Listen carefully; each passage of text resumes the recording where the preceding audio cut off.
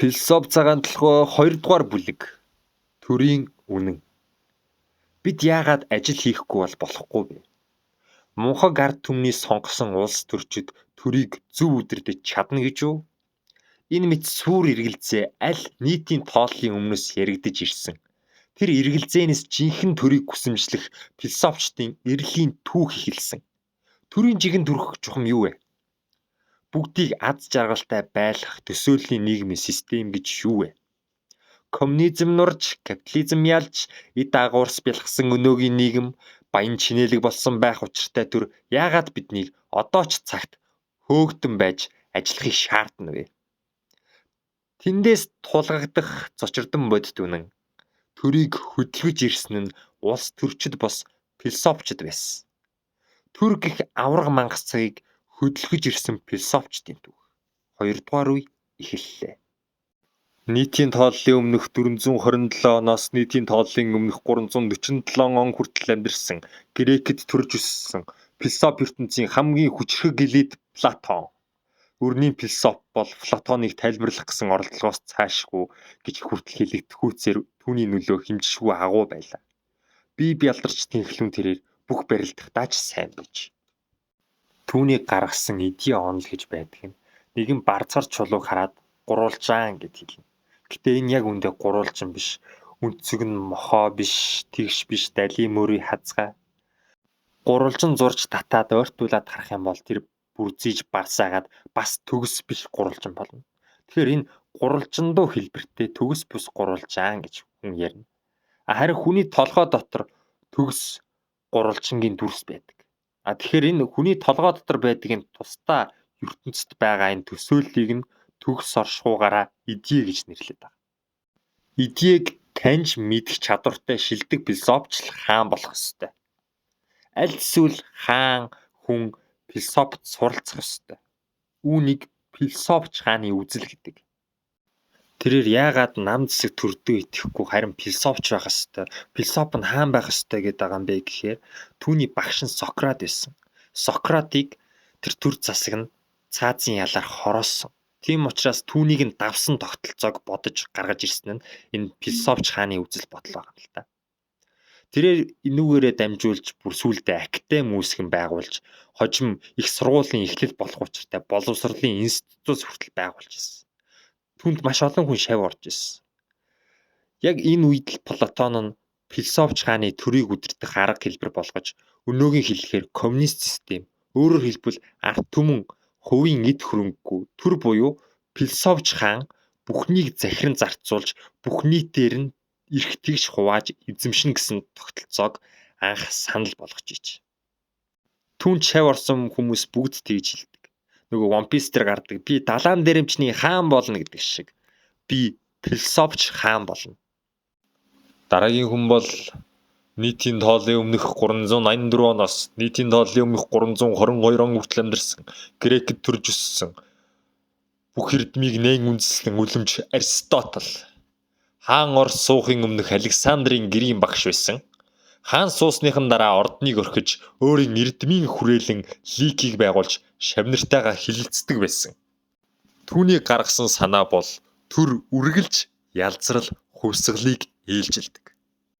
Аристотель бол Платоны анх үүсгэсэн академийнхаа сурагч бөгөөд философчийн хаан болоход хамгийн ойр байсан хүн. Тэрээр маш шүүмжлэж багшаагаа үүсгэсэн байдаг нь идея гэж ер нь үнэхээр байд юм уу? Байдаг эсхийг яаж нэгтлэх юм? За яг хөө тэр нь үнэхээр байдин гэхэд чухам юунд хэрэгтэй юм бэ гэх асуултуудыг тавьж хэлсэн. За жишээ нь ингээ морь байлаа. За морийг харлаа. Энэ дөрвөлтэй байна, дийлтэй байна, түрээтэй байна, морь байна. Гэх мэт энэ онцлогуудыг хараад гаргаж ирж байгаа зүйл шүү дээ. Хэдүүлээ юм идея гэж солиорж авахаар тухайн зүйлийнхээ онцлогийг харж ярьж тэрийгээ судлаад өгөх юм бол ирээдүйн үр хойч хүмүүстэй илүү сайн өв бүтээх болно гэж тэрээр өнгөлсөн. Тэр үнэхээр ч өнөө үе хүртэл өвлөгдөн ирсэн одон орон, цаг үр, биолог, геолог гэсэн мэдлэгийн салбарууд бүгд Аристотелоос ихтэй бөгөөд Аристотелийг бүх эрдмийн эцэг гэж дууддаг нь ч үүнээс улбаатай. За явандаа тэр идея үзлийг няцаах гэж үзэх юм бол тэр чинь зөвхөн хувь хүнийх нь өөрийг нь харагддаг л одоо доторх төсөөлөл нь байгаа болохоор няцаахад хэцүү. Зүгээр л нэг хөөрлийн хийсвэр онлоосөөр юу ч биш гэж Платон дүгнсэн. Зөвхөн надад харагддаг эдийгээс үзвэл одоо ийм алхам хийх нь зүйтэй. Түүлийн төгс эдийг мэдхгүй таамуусан юмнууд зүгээр дуугүй байвал барав гээл энэ эдийгээр нь хий дими мэдэмхэрч солиорхоор байгаа байхгүй энэ философийн хаана. Тэгэхээр түүний гаргасан засаглалын 3 хэлбэр гэж байна. Нэгт хаан засаглал буюу нэг хүний улс төр. Хоёрт язгууртны засаглал. Цөөн тооны тусгай давхаргын улс төр. Гуравт ардын засаглал буюу бүх нийтийн улс төр.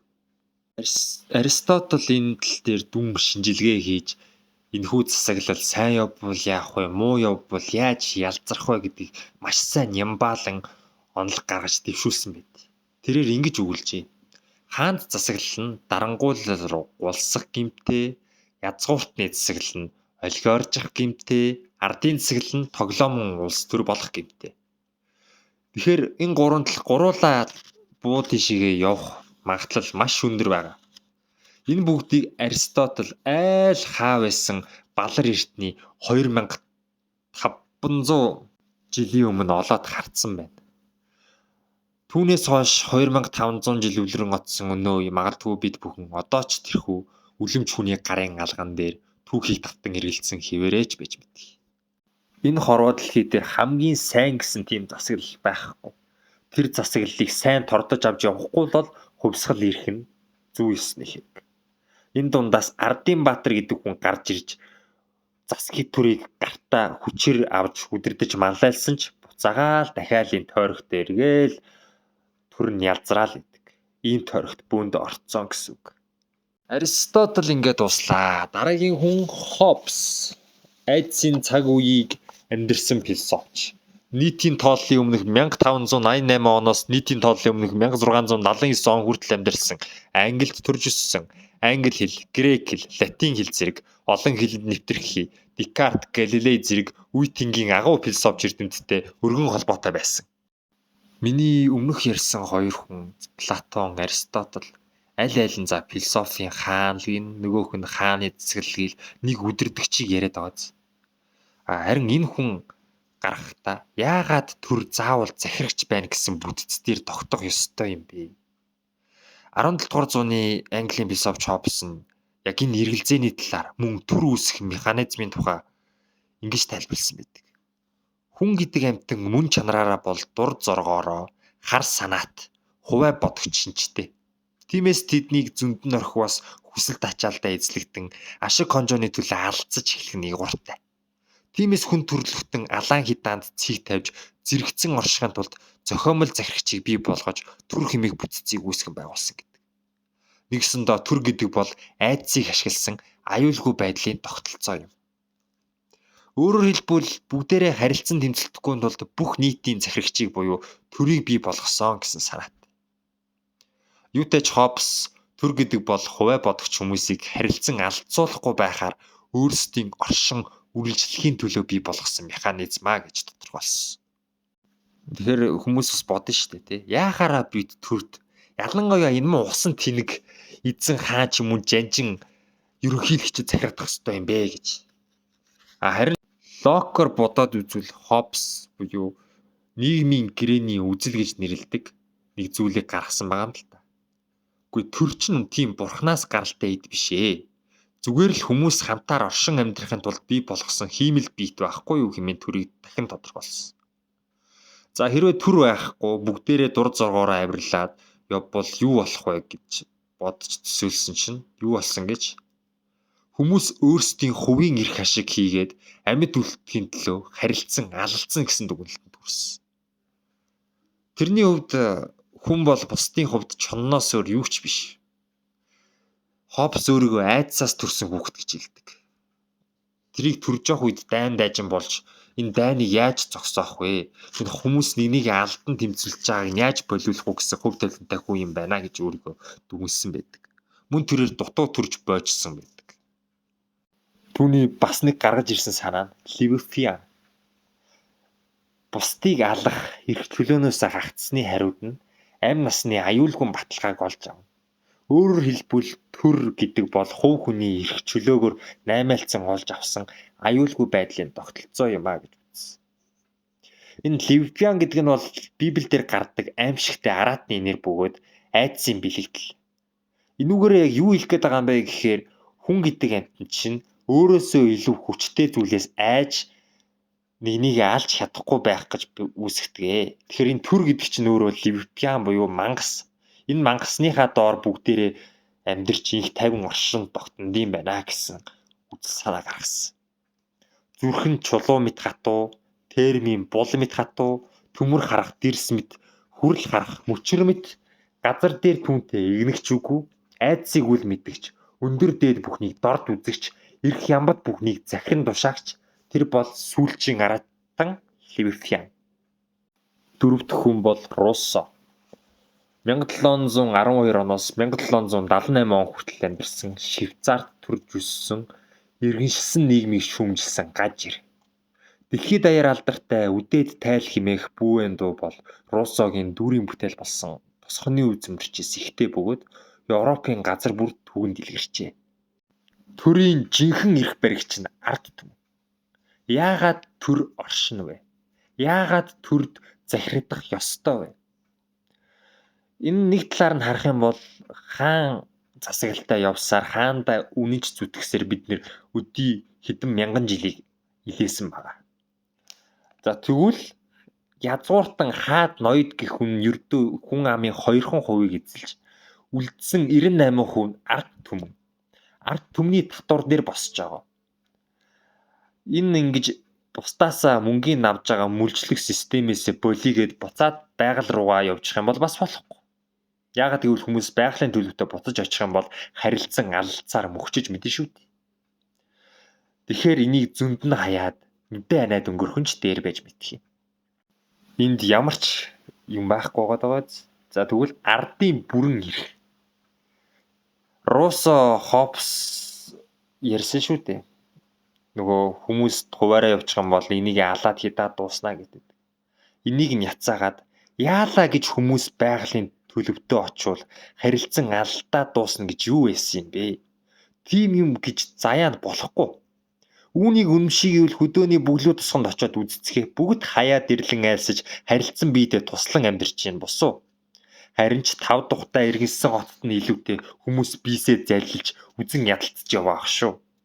Тэгэхээр иргэншлээс өмнөх төргүү төлөв бий болбол хүмүүс харилцан алцаад дуусна гэсэн Хоббсын сүр нөхцөл нь анханасаа ташаа байна.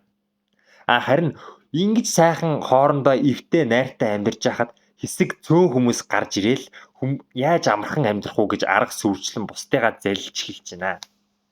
Тэгэхээр дийлэг олооход аз жаргал авчирч чадахгүй төрд оршин байх утга учир үгүй тул өтөр түрэг нь нурааж илүү сайн төрөөр солиул зохино. Өөрөөр хэлбэл хаандаа тэрсэлж бослог гаргаал гэсэн үг. Төр гэдгийг бодоод үзье л да. За ард түмэнгүүгээр төр оршихгүй. Харин төргүүгээр ард түмэн оршиж болно. Эндээс хинэн жинхэнэ гол дүрвэ гэдэг нь илүү тодорхой харагдаж шүү дээ. Ийм учраас ардын бүрэн эрхийн үзэл санааг нийгэм даяар цөөрэй тулсан. Төрдөө захирагдах гэж биш, харин ард түмэн төрөө өөрөө захирч чадахгүй бол соль гэсэн ийм үзлийг дэвшүүлсэн байна. Руссогийн адал явдалд амьдрал гэх юм бол уул шугамдаа бол тэрээр урлагийн хүн болохыг мөрөөдөгч гайхгүй нэгэн байсан бөгөөд дурлсан хүүхнүүдээсээ төрүүлсэн 5 хүүхдээ ээлж дараалан хайж хадагтай нарын өмнө нүцгэн бөхсөө гаргаж гих зэргээр журамт явдлаас даанч холуур бэлгийн гаж донтон шахуу үл бүтэх итгээд байсан. Тэгтэл 40-наас шүргээд байсан нэгэн өдөр түүний өмнө төдий хүртэл их амьдралыг нь 180 хэм эргүүлж өрөх онцгой ад завшаан дохио. Тэр бол сэтгэл хөдлөлтөл, цээж бүлгэлтэл, бүхнийг уяртал, нийтэд хөрхүүцээр уран гой бичих авьяас байсан. Энүүгээрээ зохион бичлэгийн уралдаанд орж тэргүүн байр эзэллэн түүнээс цаашаага цувуулан хийд бүтээлүүд нь төрүүлж ард олны хүндэтгэлийг хүлээсэн. Жишээлбэл Руссо 5-5 хүүхэд төрүүлчихэд бүгдийг нь хайсан юм байж Эмилиа гэх сурган хүмүүжүүлэх ухааны ном бичсэн байдаг ч тэр номын агуулга нь үнэхэрийн гайхалтай. Өнөө цагт ч боловсролын салбартаа заавал унших ёстой номод тооцогдож Руссог өөрийг нь сурган хүмүүжүүлэх ухааны эцэг гэж хүртэл нэрлэдэг. Уг номонд тодорхой бус ирээдүйн төлөө өнөөдрийг золигт гаргах тэр харгас сурган хүмүүжүүлэх аргыг хэрхэн ойлгох цогцолтой болоо. Хүүхдийн ирээдүйн төлөө гэсэн нэрийн дор хэрэгтэй хэрэггүй юм толгоор нь шахаал том хүн болох гэж яаруулаад байх ямар хэрэг байсан юм бэ гэх санаа асуудлыг дэвшүүлдэг бөгөөд Эмилиа гэх хүүхдийг яавал аз жаргалтайгаар өнгөрүүлэх вэ гэдгийг хүртэл бодолцсон сэтгэл гаргаж бичсэн байдаг юм. Би Эмилиад Бертүзэ гэж сануулахыг огт хэлдэггүй гэх мэт элементүүдийг оруулсан. Жирийн нэг ном бол за хүүхдийг ингэж харах ёстой, тэгэх хэрэгтэй, энэний дараа ингэн гэсэн зүйлүүд байдаг бол Руссо энийг бичгтээ шал өөрөөр бичиж хүмүүсийг тэрэндээ автуулж чаддаг байсан. Түүнээс гадна бас нэг сургамж болох хэлэх зүйл гэвэл эрхэлсэн ажилгүй, бэлгийн гаж донтой чигээрээ 40 насны босхийг алхлаач амьдрал гэдэг хараахан дуусчихдаггүй төдийгүй түүхэнд нэрээ үлдээх философч үзэл санааны эцэг хүртэл болоод явахыг байг газаргумаа гэдгийг мэдээд авчгаад илүүдэхгүй болов уу.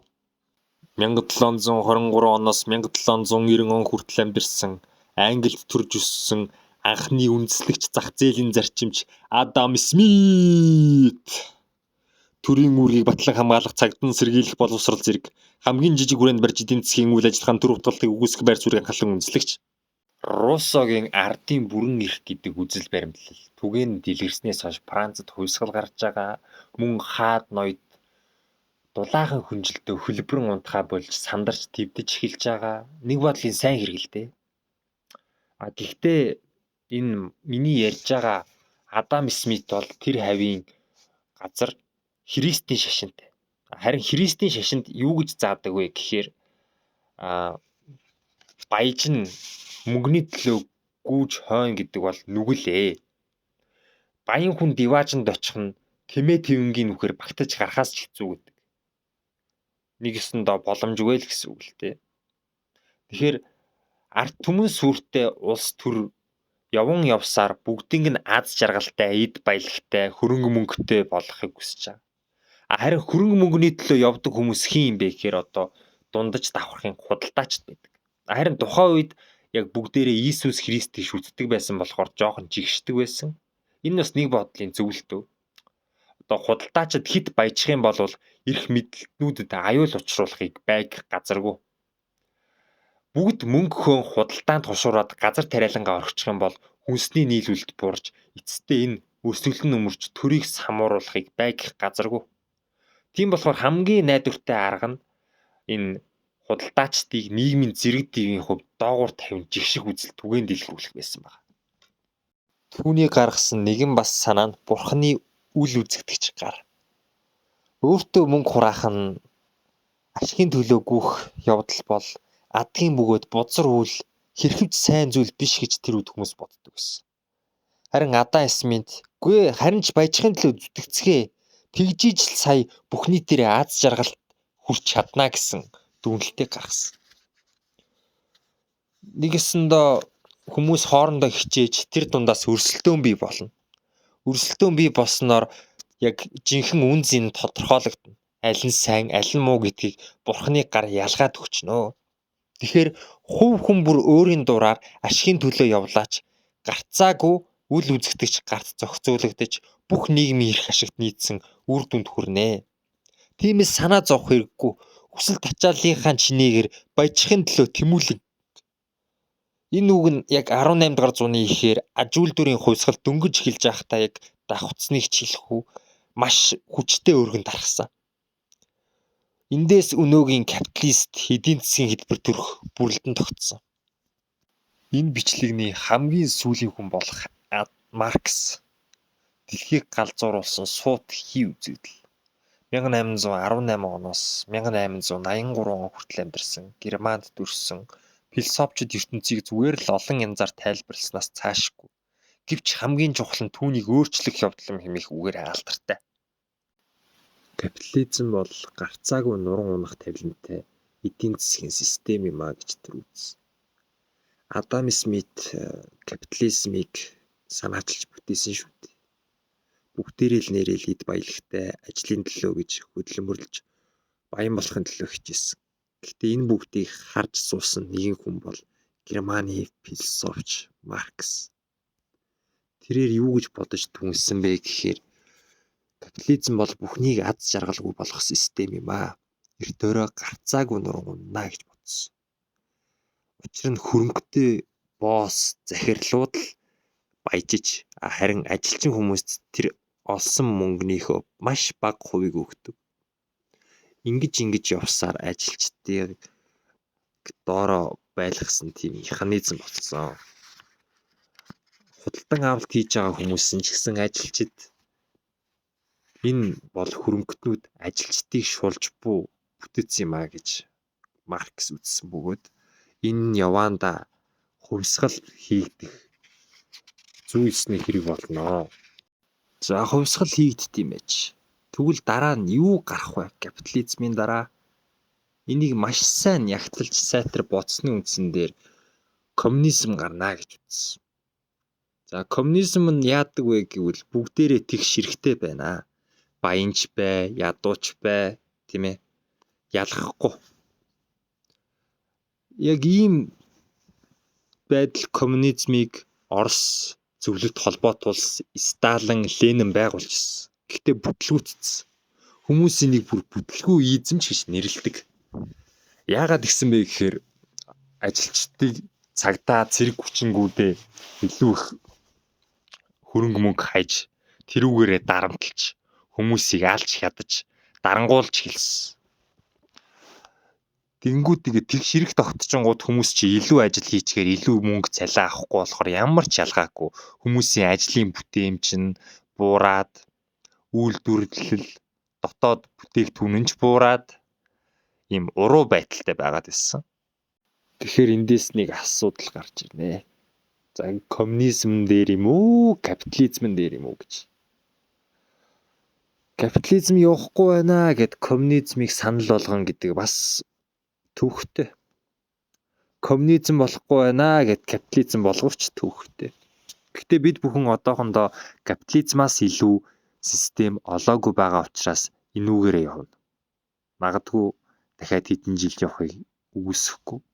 Тийм болохоор одоо байгаа зүйлээ илүү сайн судалж мэдж энэ амьдралдаа бөөндөө тасан зохицоцгоё доо. Бид яг юуны төлөө ажиллана вэ? Капитализмын яг одоогийн өнөөгийн нийгэмд хүмүүс бид бүхэн ажилласаар л байдаг. Тэр ажлыг зогсоо зайгүй хийж үргэлжлүүлээ л байдаг. Ямар нэгэн бараа бүтээгдэхүүн гаргасан бол тэрийгээ сайжруулдаг. Гэхдээ хадгалаад бидний утас одоо ингээл iPhone 17, 18, 19, 20 гээл цаашаа үргэлжлээл явна. Энэ бүхэн шинжилэлт зогсолтгүй гарч ирдэг. Яагаад хуучин загвараараа эргэжил тэртэйгээ байж болохгүй гэж. Хариултыг би танд хэлж өгье. Хэрвээ тэр хуучин загвараа дахиж гаргалаа гэж бодоход ажилчид нь юу ч хийхгүй шаал дэмий цагаа нөхцөөдөг болчихно. Тэр ажилчдаа шахах хэрэгтэй. Шин зүйлүүдийг гаргаж тэрийг нь ажилуулж ажилчдыг завгүй байлгах хэрэгтэй. Ингэж ажилласнараа ажилчдад итэвчэнд нь нэг сүрт их мөнгө орохгүй ч гэсэн тэр яг эзэн үдирж байгаа захирлуудад нь маш их мөнгө орж иж итэвчэнд түнтийн. Гэсэн хэдий ч ажилчид нь ажилласаар л байна. Бүгдээ энэ капитализмыг тогтоохын төлөө өдөр шөнөгүй зүтгэж үхтлээ зогсохгүй сэлүүрдэн ажилланаа. Хуучин цагт захын ядуу ард хүртэл эзэн хичээвэл заяа түшин. Эзэгэн таарвал баян болно гэсэн мөрөөдөлд дөрлөгдөж чухам түүгээр нь капитализм өөрийн хөдөлгөж хүчээ хийж ирсэн. Та юу гэж бодож байна?